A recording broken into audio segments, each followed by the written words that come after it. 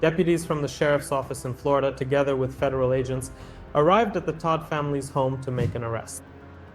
44-year-old Anthony Todt was being arrested for healthcare fraud. Inside, it looked like an ordinary home. A wife, 3 children. Nothing hinted at what they were about to see. When Anthony stepped out onto the porch, the agents were already preparing to arrest him, but he suddenly turned back into the house. They followed him inside. As they opened the door, they were immediately hit by a sharp, rotten smell, and muffled muttering filled the air.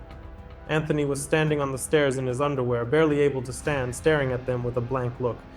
He was acting strangely, speaking unclearly, and asked them not to touch him because he might fall. "Where is your family?" "My wife is sleeping." "The children?" "I don't remember." The agents went upstairs to the bedroom and immediately saw a body. Then another and another. His wife, his sons, no sign of life at all. The bodies had been lying there for several days already in an advanced state of decomposition. The air was heavy, saturated with death. At first, they couldn't find the youngest 4-year-old Zoya. She was so little that her body was almost unrecognizable. She was lying at the foot of the bed, and they simply didn't notice her the first time. The family dog was also found dead in the house. What was left of the bodies was so disfigured by time and decay that even the experienced agents had to look away. Anthony Todt was immediately arrested. What began as a fraud case turned into the murder of an entire family. And the most terrifying thing was that the killer was already standing right in front of them.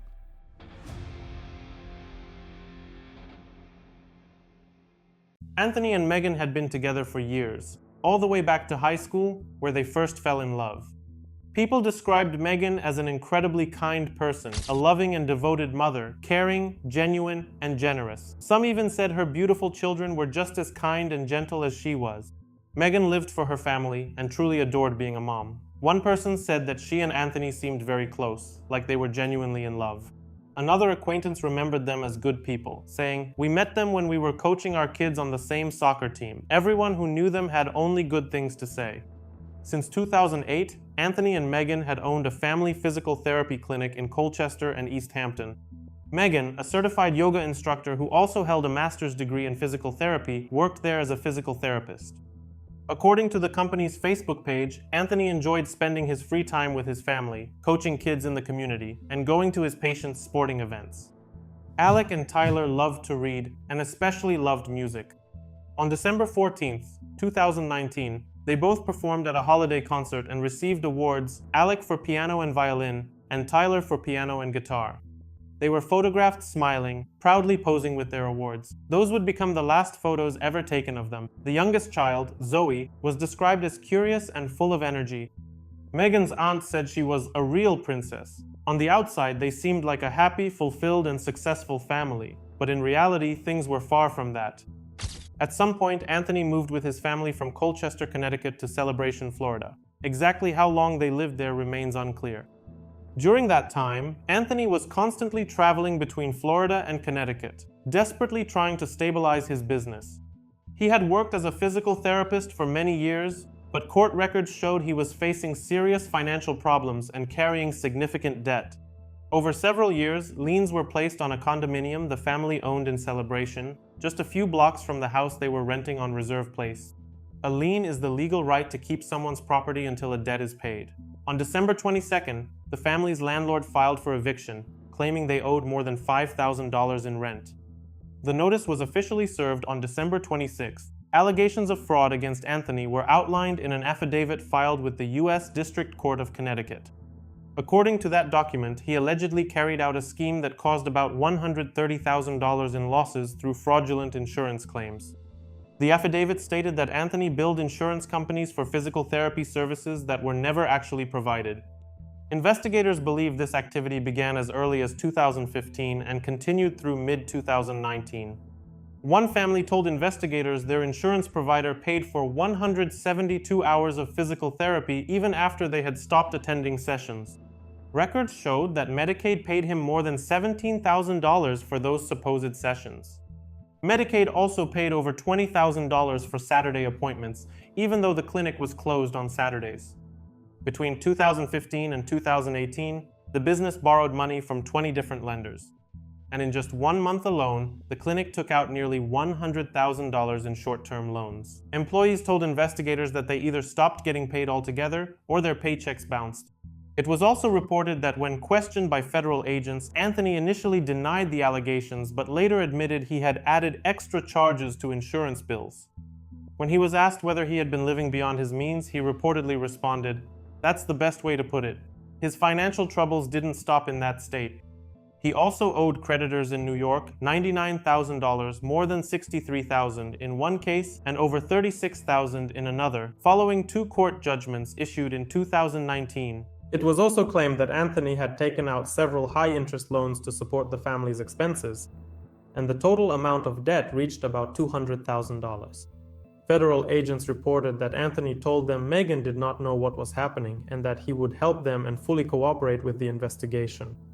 Despite the growing financial pressure, he told Megan's relatives that they were planning to go on vacation, and so for a while they didn't get in touch, no contact.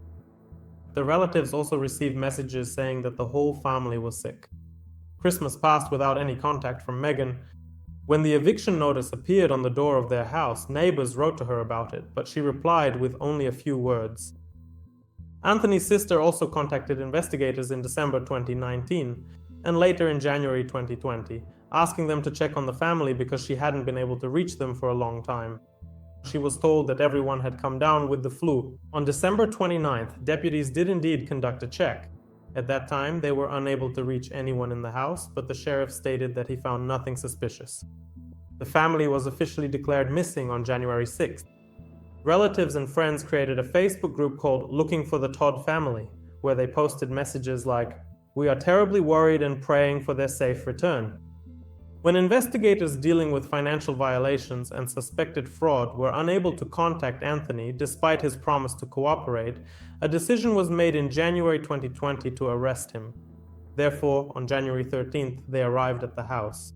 Stomach a little bit, not really sure why, I just kind of want answers. Answers the entire Colchester community has been looking for ever since the Todt family was reported missing more than a week ago. A Facebook page was shared by residents throughout town looking for answers after the Todts and their 3 young children had not been seen or heard from in over a week. When I first saw the missing group, I was definitely alarmed because I hadn't seen Tony for a long time, actually, well over a month, and I myself was wondering, where he had been and why he hasn't been coming back. Austin O'Brien is a patient of Tony's. He told me he's been going to Tony for physical therapy since he was in high school. He told us he knew the family had moved to Florida, but Tony had been back and forth, still seeing patients in Colchester. Right before Thanksgiving, I'd just seen him, probably my last visit with him. He worked on me. Not as talkative as he usually is. He was kind of on his phone a lot. Austin says that was very unlike Tony. He was a friendly man who often spoke about his children. Tony knows that I have a newborn, and we had been talking about that for a long time. He always talked about his children and his family, and even just giving me tips and stuff for my newborn. Austin was one of many patients surprised to get a call from the office in December, canceling appointments for the time being. A sign still hangs on the door today, stating the office is closed. Police officers regularly face traumatic and horrifying situations in the line of duty, but what they saw inside that house was unlike anything they had ever encountered before. It deeply affected everyone involved. Meanwhile, the home was taped off, and an investigation into the deaths of the family began. As news of what happened inside the house and what happened to Megan and the children started to spread, the Facebook page that had originally been created to help find them was flooded with messages of sympathy. Neighbors were in shock. One of them said, "They seemed like a happy family." "You never heard arguments or anything like that, just joyful laughter coming from the backyard." After his arrest, he was taken to the hospital when it was discovered that he had taken Benadryl. Doctors later confirmed that his condition was stable, and he was transferred to the county jail. The Orange County medical examiner determined that Megan and the boys had been poisoned with Benadryl and then stabbed. Alec and Tyler were stabbed after death, although due to the advanced state of decomposition, that couldn't be confirmed with absolute certainty. Alec, Tyler, and Zoe had also been strangled or died from asphyxiation. The bodies were in such an advanced stage of decomposition that it was impossible to obtain blood for toxicology testing, so samples were taken from the liver, brain, chest fluid, and hair instead. It appeared that one of the sons had tried to resist. There was a long, visible scratch on his neck, and his hands were covered in blisters and cuts. Alec was holding a rosary at the moment of his death. This was a story of complete moral collapse, and with every new detail, it only became more horrifying. After their deaths, Anthony used their phones to send messages to relatives, creating the illusion that they were still alive in a desperate attempt to avoid suspicion. There were so many questions, and only one person who could answer them. It was time to interrogate Anthony Todt.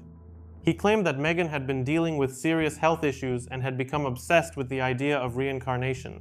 We started researching, and then we started finding more about the world was coming to the end, the apocalyptic end, and that our families were separated and enslaved, and it's better to avoid this, to all go together.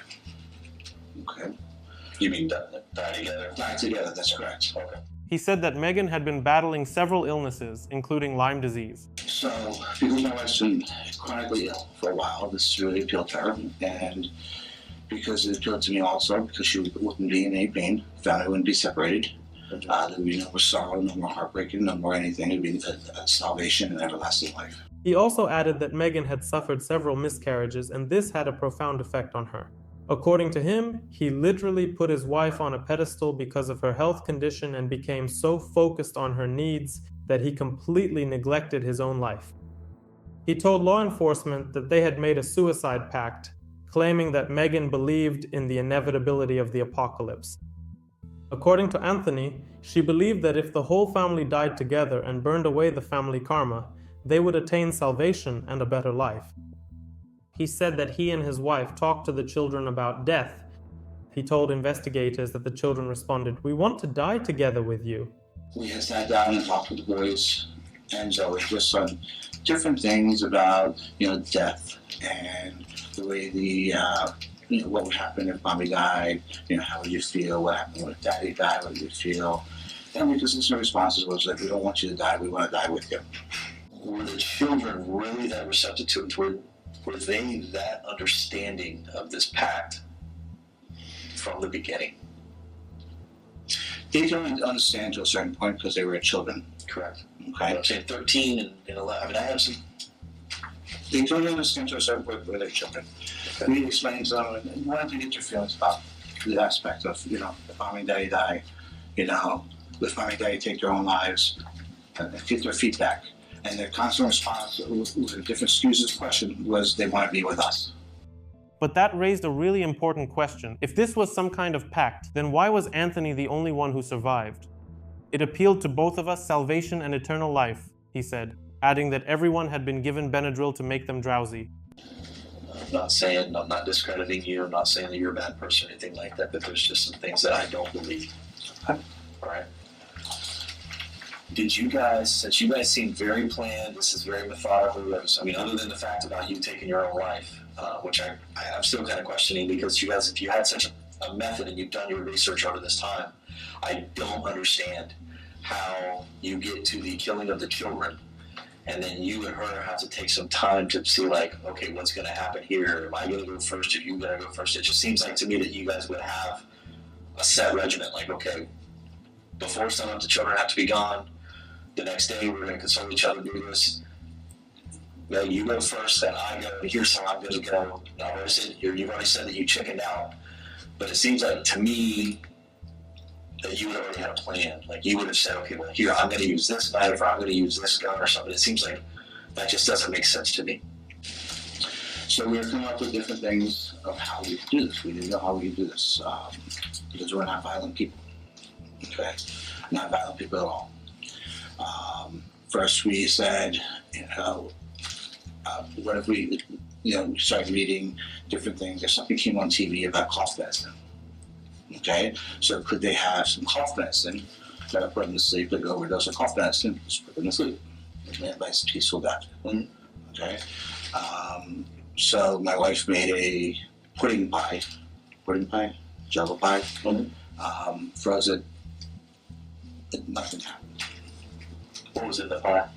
What was in the pie? Sleep, ease, the different things with drama, this stuff that puts you to sleep. When we found out the best drug to use was that drama. It's the stuff in Benadryl. It's the safest way to put it away. The safest way to put it. So it didn't work. 4-year-old Zoe, the youngest in the family, was the first victim. The children, you said, died 24 hours or so a day prior to Megan? Correct. Okay, so let's go to the day of their death. How did this go down? Zoe first. Okay. Meg walked into the room and she walked back into her room. And it took me 2 or 3 hours sitting there because it's a tough. But the everlasting salvation, the thought of that everlasting salvation was there, and I needed to save her soul. We wouldn't know her to be with us. The initial thought was to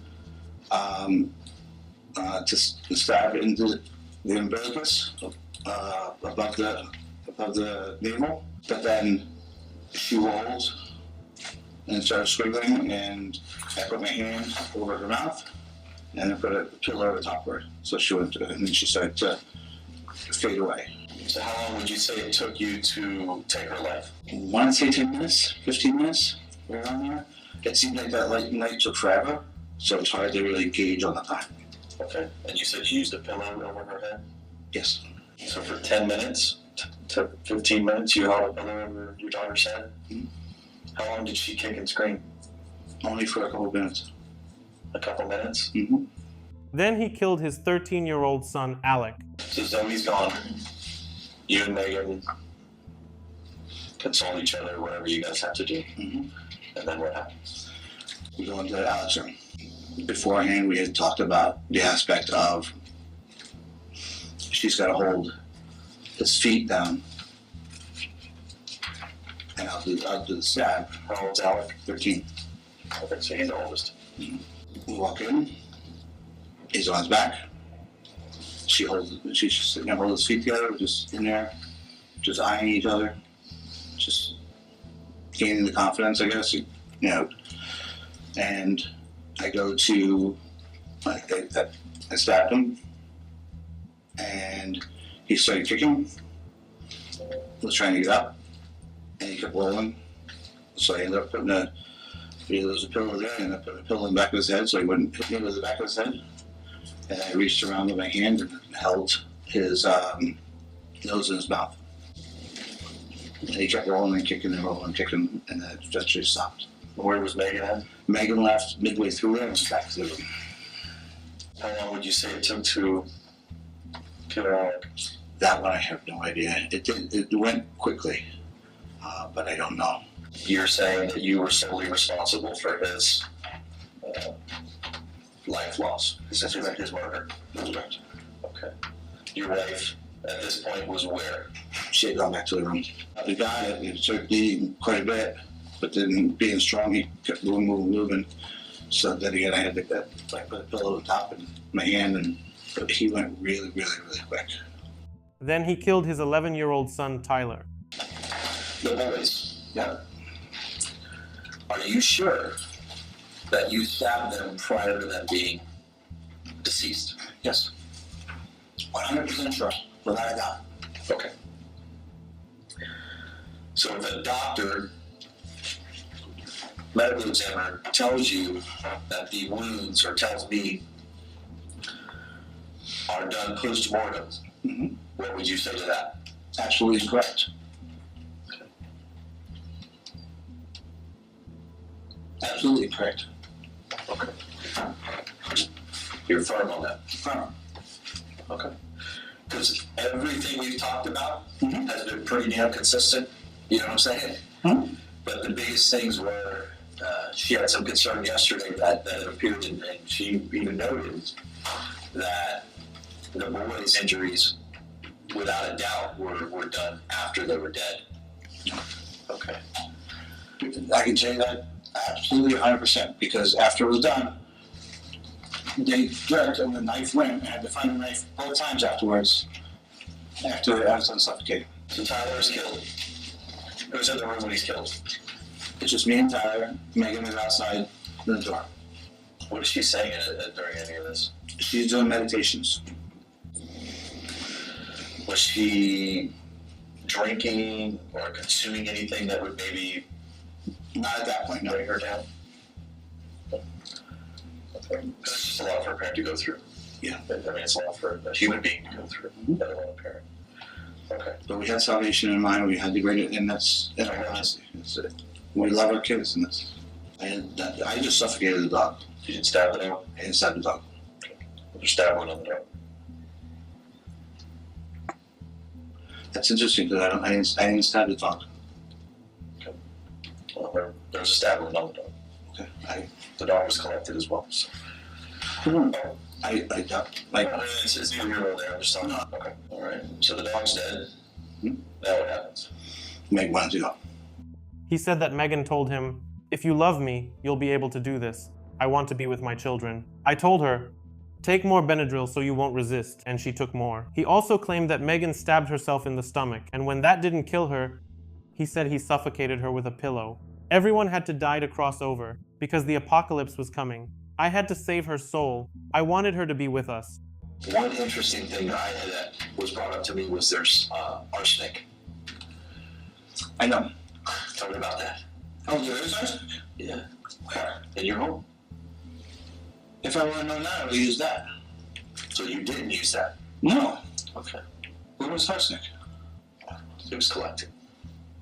There's a lot of like old school medicine. I didn't know if maybe, because you had talked about the other day, your wife was maybe into like a little bit of alternative I medicine. think she's in alternative medicine. So there was like thistleweed or something like that. That's what we did. What is it called? Something milk? Milk thistle. That's what I was. Milk thistle. That's for your liver? Mm-hmm. Liver detox. So did you know that there was arsenic in your home? No. Huh? So that should not be in any other bodies? No. Okay. That you know of? That I know. After killing his entire family, he moved their bodies into a bedroom.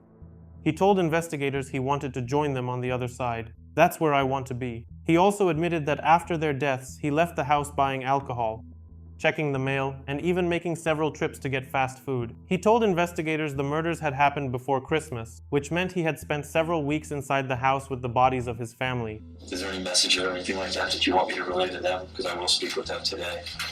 Just tell them that I love them, but this was done, the decision our family made to do.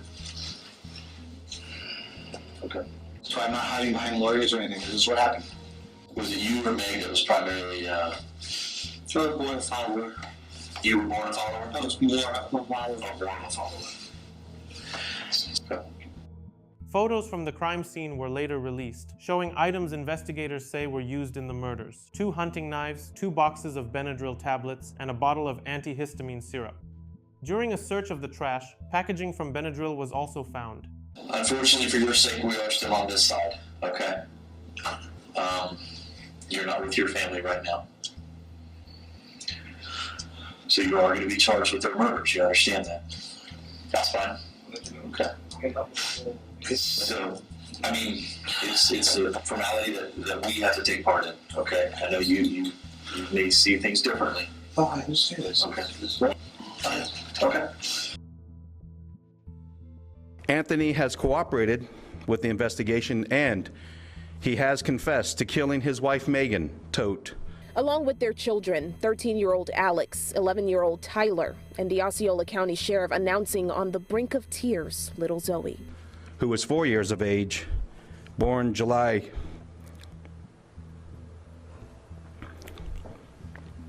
23rd, 2015. and the family dog as well. The family had been missing for weeks. Florida officials say a family member requested a well-being check back on December 29th. She had been told that they all had the flu, and she had not heard from them in 2 days. But he says deputies did not notice any suspicious activity at the home. And then the sheriff says it was not uncommon for the family to travel because of their business in Connecticut. But on Monday, federal agents contacted the sheriff's office for assistance to serve Anthony Todt a warrant for an investigation.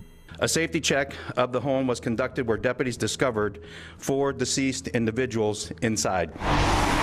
News of the deaths sending shockwaves in Colchester, where the Todds owned a family physical therapy business. But Anthony's version of events began to change.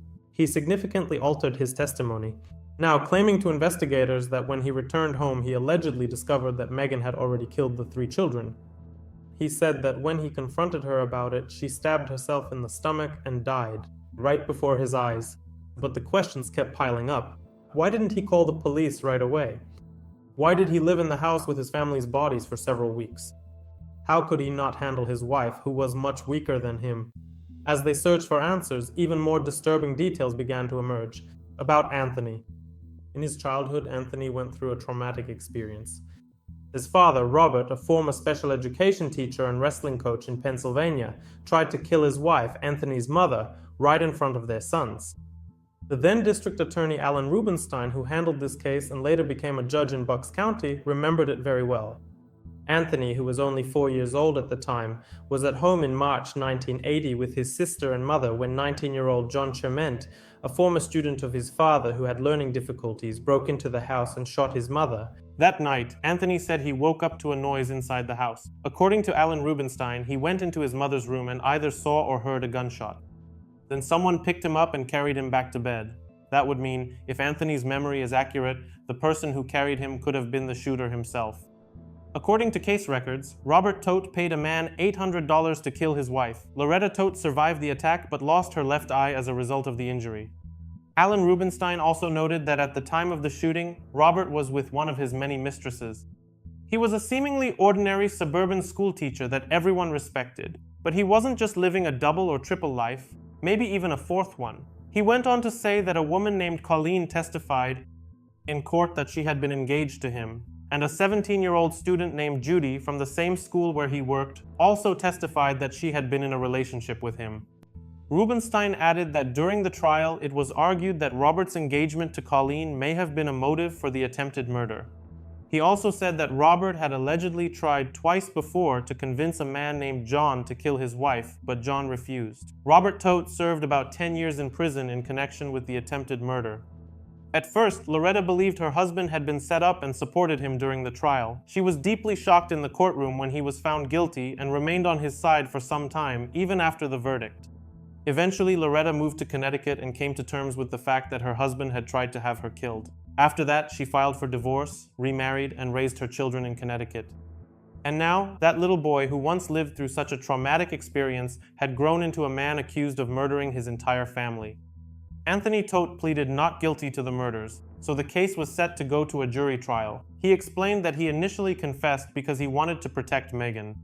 But more and more, it seemed like the real reason behind the tragedy was his mounting debt and financial collapse. Obviously, it's been brought up that your finances are a mess. They're a mess, yeah. Does Megan actually know the complexity of your financial mess? Mm-hmm. Which had nothing to do with the finances, though. Okay, and that was kind of my... This has something to do with the fact that because with the transition, the apocalypse coming to the end of the day, it's coming in December. We need to make this transition because by the end of December, this is when this was supposed to happen. While awaiting trial, he gave an interview to The Day, New London, once again insisting he was innocent and had nothing to hide. He said that what happened to his family was a tragedy and that he would tell his version of events in court. In a recorded phone call from jail, he told a relative that he didn't remember the events of several weeks following the murders. Investigators claim after his arrest, Anthony Todt confessed to killing his wife, 3 children, and the family dog. But now Todt is telling a different story. Jail phone calls obtained by West 2 News record Todt telling his sister he was not present when his family was killed. He also implies his wife Megan was the real killer and that it wasn't her first attempt. Didn't stop this because I wasn't there. I know, I know, and I get what you're saying. I'm just saying, this is awesome. I don't remember anything pretty much over Christmas and the first week I got here. I have no idea. In the phone call with his sister, Todt claims his family meant everything to him. I'm still madly in love with her. I'm still madly in love with the kids. Todt is being held at the Osceola County Jail. He continued to insist on his innocence while criticizing how the media was covering the case. He claimed he planned to file lawsuits against multiple individuals and even create a non-profit organization in memory of his family. Later, he filed a federal lawsuit seeking $9.9 million against a jail in Florida, arguing that a 27-page letter he had written to his father in June 2020 had been released without his permission. Jail staff had scanned the letter for contraband before sending it out, and Orlando Sentinel obtained it through a public records request and published it. In that letter, he continued to blame Megan for the murders, writing, "In short, she gave them a pie with Benadryl and Tylenol PM, separated them, woke up at 11:30 p.m., and then stabbed and suffocated each of them one by one." He added, "When I found out, I ran to the bathroom and got sick. I was weak." In his lawsuit, he argued that releasing the letter violated his right to due process and amounted to an unlawful search and seizure. According to him, the jail took the letter without a court order, and prosecutors then shared the information with journalists. The filing also stated that in this highly publicized and sensational case, the relationship and family history between Anthony John Todt and Robert Todt had become a subject of tabloid attention. FBI rules and requirements from the United States Postmaster General confirm that once a letter is sealed and stamped, it falls under the jurisdiction of the United States Postal Service and cannot be opened without a warrant or court authorization. Before the trial began, his defense team asked Judge Keith Karsten to exclude 3 confessions he had made to law enforcement about the deaths of his family. According to court documents, when Todt talked to detectives at the hospital when he was arrested, due to his, quote, suicidal emotional state, he was unable to execute a knowing, intelligent, and voluntary waiver of his Miranda rights, end quote, and that Todt's Benadryl overdose caused him to feel foggy. Investigators say Anthony Todt confessed to killing his family, but now that confession will no longer be used in trial. In a hearing earlier this week, we learned the detectives who interrogated him after he was arrested didn't fully inform him of his Miranda rights before their first interview, which is why a judge has decided to exclude the evidence. Your Honor, the state's position... In a motion hearing Wednesday, a judge decided to also exclude references to Todt's mental health, a request made by the state. Based upon the case law, the state's position is that any evidence about the defendant's mental health status, diminished capacity, or any evidence of Baker Acts would be irrelevant and would mislead the jury in this particular case. Despite the defense arguing Todt's mental health would be brought up, it's got to come up, it's got to become relevant. The judge decided to grant the state's request, meaning the defense won't be able to reference Todt's alleged Baker Act, any suicidal thoughts, or mental conditions unless the court deems those issues relevant. Medications, however, can be mentioned. There is case law that supports that any medications that Mr. Todt was on at the time of his confessions should be considered if they are established by competent evidence by the trier of fact to make determinations as to the weight and credibility of those confessions. The judge ruled that one of the statements would not be admitted as evidence because detectives failed to inform him of his Miranda rights. At the same time, the defense's request to exclude 2 other statements was denied. Prosecutors also announced that they would not seek the death penalty in this case. And on Monday, April 11th, 2022, the trial in the murder case against Anthony Todt officially began. December of 2019 started out like every other December for the Todt family. The evidence will show that at some point in the middle of December, the extended family of the Todts began to get worried. You're going to hear testimony that when law enforcement officers entered the home, they immediately noticed an odor that was familiar to them. And you're going to hear from the law enforcement officers that went into the master bedroom in that second story of that home and located Megan Todt, Zoe Todt, Alexander Todt, and Tyler Todt, all deceased. They also located the dog Breezy, also deceased. You're going to have an opportunity to hear the defendant and Detective Cole Miller's conversation. And you're going to be informed by the defendant in his interview that he is the one that took the lives of Megan Todt, Alexander Todt, Tyler Todt, and Zoe Todt. After you have an opportunity to hear everything, the state's confident you're going to return verdicts of guilty in this case. Thank you. The defense insisted that there were contradictions and gaps in the prosecution's version, which created reasonable doubt about his guilt. However, among the prosecution's witnesses was the chief forensic medical expert. She informed the court that the cause of the victims' deaths was homicidal violence of an undetermined nature combined with a toxic level of diphenhydramine.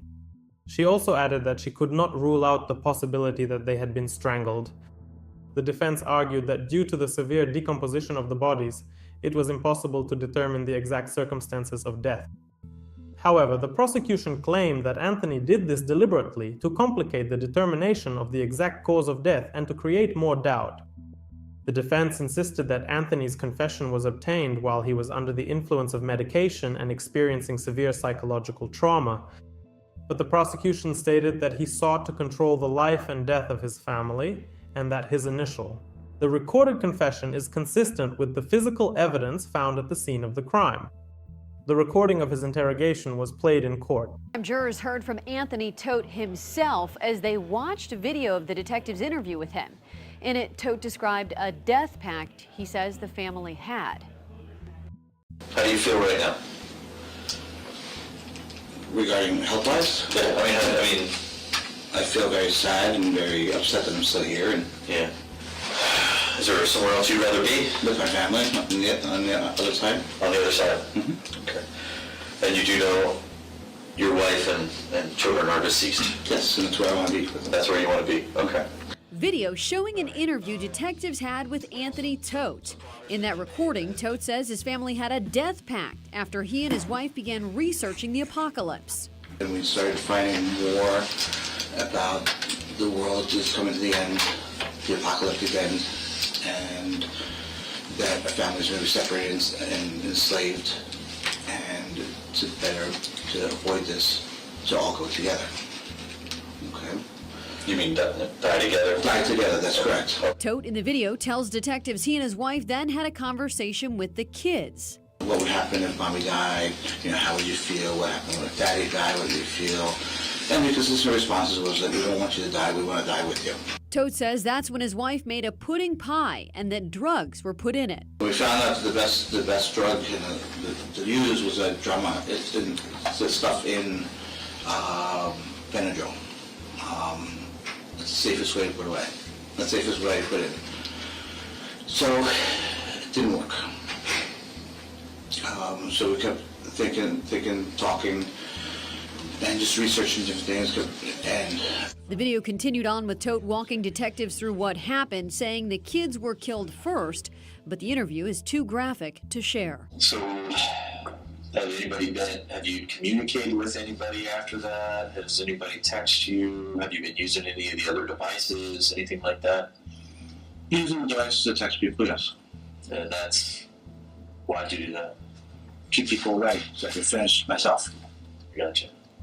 I know people said that they were communicating with what they thought were your family members. Mm-hmm.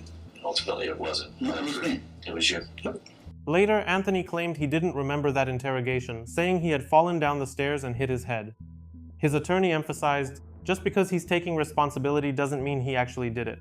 He was trying to cover for his wife. Before Anthony took the stand, the defense filed a motion for acquittal, arguing that the evidence wasn't strong enough to prove guilt beyond a reasonable doubt. Prosecutors pushed back, saying the evidence was sufficient, and the judge denied the motion. Testifying at his own murder trial. It's been 2 years since I've been able to tell my story. The man charged with killing his family becomes the defense's first and only witness on the stand. Anthony Todt himself took the stand as the defense's first and only witness, telling jurors that his wife killed their children and then killed herself, changing his story from what he first told detectives in an interview. What was the occurrence that made that day memorable? I came home and my kids were dead.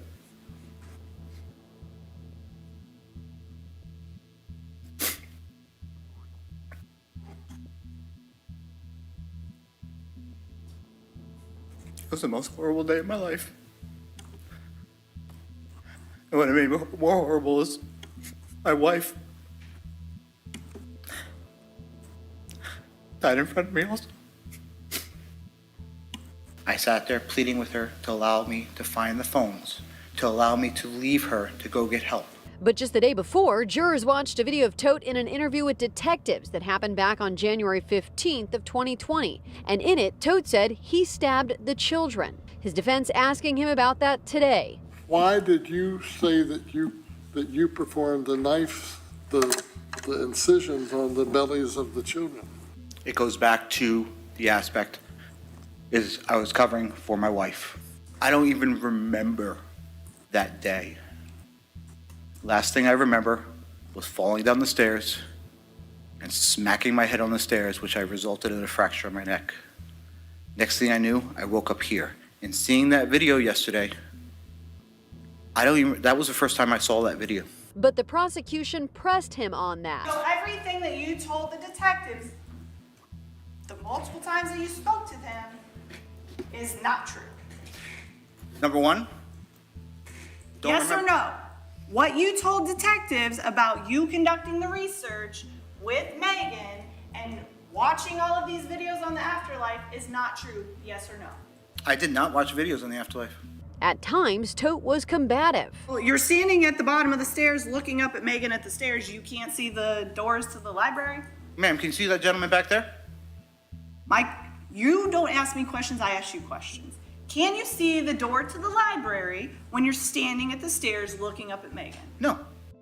During closing arguments, prosecutors said the entire case came down to one thing: control. He gave one version to investigators and a completely different one to you here in court. The reason we're here today is control. The defendant wanted to control everything. The prosecutor pointed out that the defendant's description of how he went into each child's room and killed them matched the evidence found at the scene, with the only inconsistency being the order in which it happened. Then it was time for jury deliberations. Not long after, the jury reported that they couldn't reach a unanimous decision. They were brought back into the courtroom, where the judge issued what's known as an Allen charge, an additional instruction urging jurors to continue deliberating and reconsider their positions, especially those in the minority. April 14th, 2022. As to count 1, we the jury find the defendant guilty of first-degree murder as charged in the indictment.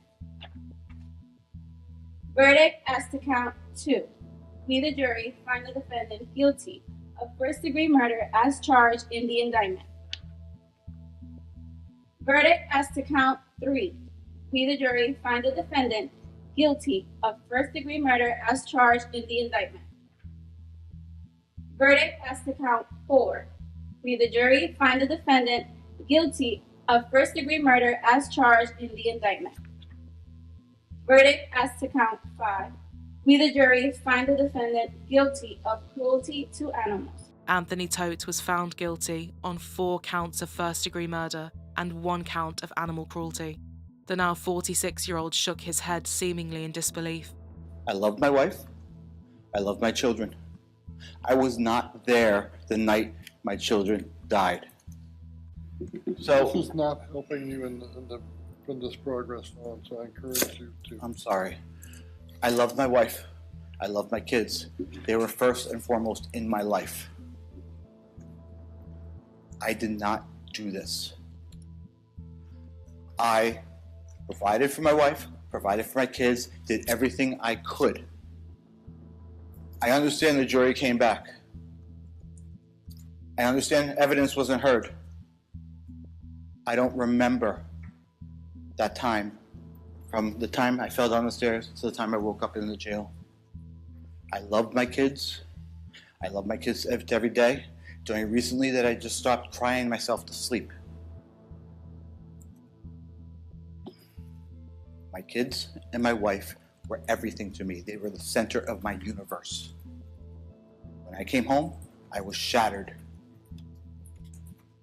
I appreciate you listening to me, sir. And I know you're in your situation. I did not do this. Anthony Todt was found guilty on 4 counts of first-degree murder and 1 count of animal cruelty. The 46-year-old man simply shook his head, as if he couldn't believe what he was hearing. I love my wife. I love my children. I was not there the night my children died. So this is not helping you from this progress on, so I encourage you to. I'm sorry. I love my wife. I love my kids. They were first and foremost in my life. I did not do this. I provided for my wife, provided for my kids, did everything I could. I understand the jury came back. I understand evidence wasn't heard. I don't remember that time, from the time I fell down the stairs to the time I woke up in the jail. I loved my kids. I love my kids every day. It's only recently that I just stopped crying myself to sleep. My kids and my wife were everything to me. They were the center of my universe. When I came home, I was shattered. I appreciate you listening to me, sir. And I know you're in your situation. I did not do this. Thank you for listening to me, sir. Anthony's father, Robert Todt, who had once been convicted of attempting to murder his mother, watched the trial from home and said the verdict was very hard to accept. He also reflected on what Anthony had gone through as a child. He saw the gun, he saw that man, he saw everything. I lost the right to call myself a father, he said, adding that they hadn't spoken for many years. According to him, they are now back in contact, but he believes the trial was unfair. Jury has unanimously determined,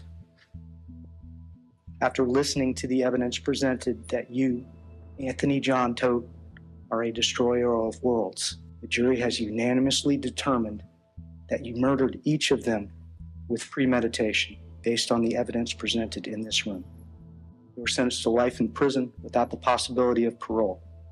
Judge Keith Karsten sentenced Anthony Todt to life in prison without the possibility of parole on each of the 4 murder counts. He also received the maximum sentence of 1 year for animal cruelty.